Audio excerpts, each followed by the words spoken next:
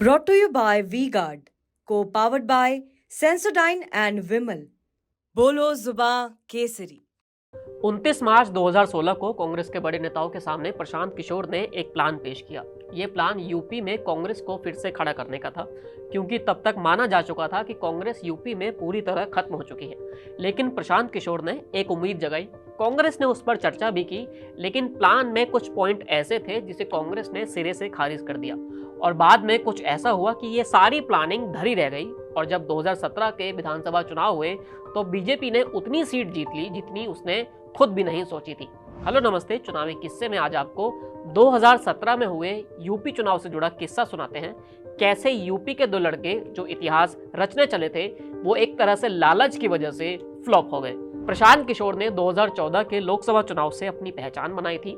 वो चुनावी रणनीतिकार के तौर पर तब नरेंद्र मोदी के साथ काम किया करते थे, लेकिन उसके बाद उन्होंने अलग अलग दलों के लिए काम किया। नीतीश कुमार की सरकार बनवाई, ममता के साथ गए और जगन रेड्डी को भी सीएम बनवा दिया। इसी बीच राहुल गांधी की एक बार प्रशांत किशोर से मुलाकात हुई। ये साल 2016 के शुरुआती महीनों की बात है। बातचीत आगे बढ़ी तो पीके ने यूपी आने का फैसला कर लिया। एक इंटरव्यू में प्रशांत किशोर बता चुके हैं कि जब राहुल गांधी ने उन्हें यूपी का ऑफर दिया था तो वो भी जोश में आ गए थे। 3 महीने यूपी में घूमकर एक प्लान बनाया और कांग्रेस के सामने रख दिया। अब प्लान में कुछ ऐसी बातें थी जो कांग्रेस कबूल नहीं कर पाई, जैसा कि प्रियंका गांधी को मुख्यमंत्री पद का उम्मीदवार घोषित करना, राहुल गांधी की एक यात्रा निकालना जिसके बीच वो दिल्ली वापस ना जाएं, और वाराणसी में सोनिया गांधी का रोड शो कराना। कांग्रेस ने इसमें से सिर्फ एक ही बात मानी, वो था सोनिया गांधी का रोड शो कराना। कांग्रेस ने ना प्रियंका गांधी को सीएम का फेस बनाया और ना ही यात्रा उस तरीके से हो पाए जैसा कि पीके चाहते थे। लेकिन जैसे ही प्रशांत किशोर का प्लान थोड़ा लागू हुआ तब कांग्रेस को लगा कि भीड़ भी आ रही है और माहौल भी बदल रहा है। तब उसे एक मौका समाजवादी पार्टी के साथ आने का मिला। सपा ने कांग्रेस को 100 से ज्यादा सीटों का ऑफर दे दिया और गठबंधन में आने दिया। जिस पार्टी की 30 से भी कम सीटें रही हो, अगर उसे 3 गुना ज्यादा सीट लड़ने के लिए मिल जाए तो वो मौका लपक ही लेगी। कांग्रेस ने भी यही किया। लेकिन जैसे ही कांग्रेस सपा के साथ गई वैसे ही पीके का सारा प्लान फेल हो गया, क्योंकि उन्होंने कांग्रेस के रिवाइवल का प्लान बनाया था, गठबंधन का नहीं।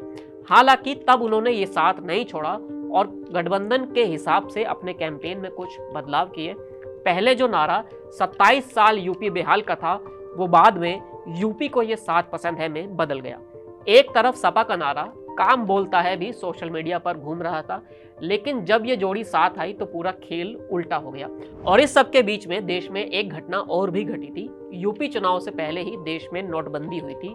पूरा देश सड़कों पर था, लोग घंटों तक एटीएम की लाइन में लगे थे, लाखों को मुश्किलें हुई और कुछ की जान भी गई। विपक्ष ने माहौल बनाया कि नोटबंदी से लोगों में गुस्सा है। माहौल को बुनाया गया और तस्वीर ऐसी बन गई कि यूपी के चुनाव नोटबंदी के लिए एक तरह से लिटमस टेस्ट हो गए हैं। चुनाव से 6 महीने पहले जो हवा सपा कांग्रेस के हक में बहती हुई दिख रही थी वो चुनाव करीब आते ही और नोटबंदी के बाद ही पूरी तरह से बदल गई। सारे ओपिनियन पोल, एग्जिट पोल बदल गए और सब धीरे धीरे भाजपा के पक्ष में जाते दिखने लगे।